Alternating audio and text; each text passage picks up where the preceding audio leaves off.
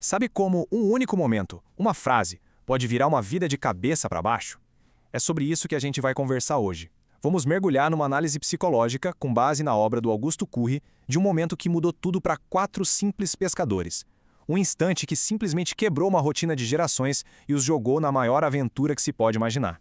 Então, a nossa base para essa análise é o livro O Mestre Inesquecível. Nele, o psiquiatra Augusto Curri faz um exame bem profundo da inteligência, da psicologia por trás dos momentos mais marcantes da vida de Cristo, e é com esse olhar que a gente vai tentar entender o que de fato rolou naquele dia lá na Praia da Galileia. Olha só essa frase do livro, que forte! A história deles estava cristalizada. Cristalizada, sabe? Tipo, congelada no tempo. Descreve uma vida que está presa, que não muda, sem nenhuma chance de surpresa. E era exatamente assim que viviam os personagens da nossa história. E quem são eles? Pedro e André, Tiago e João. Não eram reis nem grandes sábios. Eram gente como a gente, nomes super comuns. E é justamente isso que faz a história deles ser tão incrível. E o que eles faziam? Eram pescadores. E não só eles, os pais deles foram pescadores, os avós, pescadores também. Ou seja, não foi bem uma escolha, né? Era mais uma herança, um destino que já estava traçado. A vida era aquele ciclo. O mar, as redes, a sobrevivência. Pensar em ser outra coisa? Nem passava pela cabeça. Então, vamos mergulhar um pouco nesse mundo deles. Um mundo totalmente previsível. Um verdadeiro mar de rotina. E não era só uma vida monótona, não. Era uma vida dura. Pensa só, puxar aquelas redes pesadíssimas que muitas vezes vinham vazias. Aguentar o vento frio, as ondas.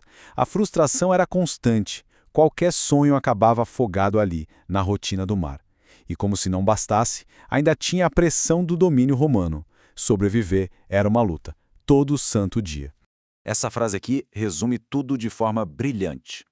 O mundo deles tinha poucas léguas. Seus sonhos eram de peixes. O horizonte deles, sabe, o físico mesmo, era o mar da Galileia. E os sonhos iam até a próxima pescaria. A vida era tão consumida por esse trabalho pesado que, sinceramente, não sobrava espaço para pensar em mais nada.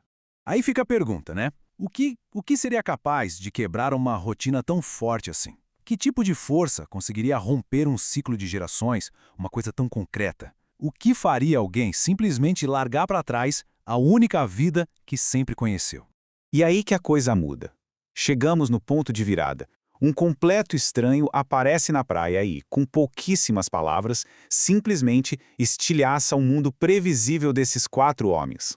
Imagina ouvir isso. Vinde após mim que eu vos farei pescadores de homens. Pescadores de homens? Quê?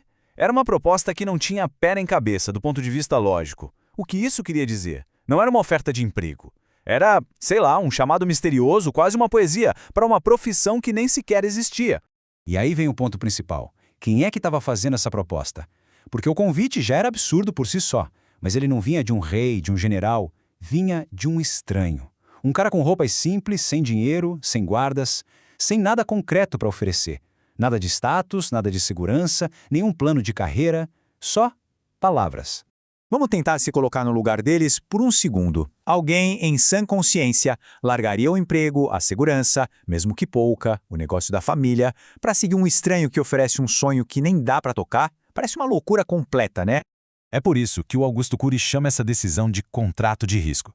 E olha, não é um contrato qualquer não. Talvez seja o maior, o mais ousado de toda a história. Vamos visualizar o tamanho dessa aposta. De um lado, o que eles deixaram. As redes, os barcos, o negócio da família, um futuro previsível, a segurança física, tudo concreto, conhecido. Do outro, o que eles seguiram. Um homem desconhecido, um sonho que nem dava para entender direito, um caminho cheio de incerteza, um chamado para uma aventura. Eles basicamente trocaram toda a certeza que tinham pela mais pura possibilidade. E a reação foi na hora. Eles largaram as redes imediatamente. Por quê? Porque aquele convite, por mais maluco que parecesse, acendeu uma chama que a rotina tinha apagado há muito tempo. O espírito de aventura. A proposta não falou com a cabeça deles, com a lógica. Falou direto com o coração, com a emoção. Acendeu desejo por um propósito muito, mas muito maior. Então essa decisão levou eles a algo gigantesco. Eles não estavam só trocando de emprego. Eles estavam assumindo uma identidade, um propósito de vida totalmente novo. Mas afinal, o que significa ser pescador de homens? O Curry explica que é como se tornar um garimpeiro do coração. É parar de focar só em pegar peixe para sobreviver e começar a investir nas pessoas. É aprender a entender, a ajudar, a inspirar os outros. E esse novo propósito foi a estrada para eles desenvolverem o que o Curry chama de inteligência espiritual. E olha, isso vai além de religião, viu? É sobre buscar um significado maior, uma conexão, é a capacidade de sacar que a vida é muito mais do que a gente consegue ver e tocar, é investir num plano transcendente, aprender a amar as pessoas de verdade, entender que a vida não é só dinheiro e fama e buscar os mistérios que estão por aí. Resumindo, a grande virada foi essa. Eles saíram daquele mar pequenininho da sobrevivência, que era só sobre eles, e mergulharam no oceano da humanidade com um propósito que era infinitamente maior.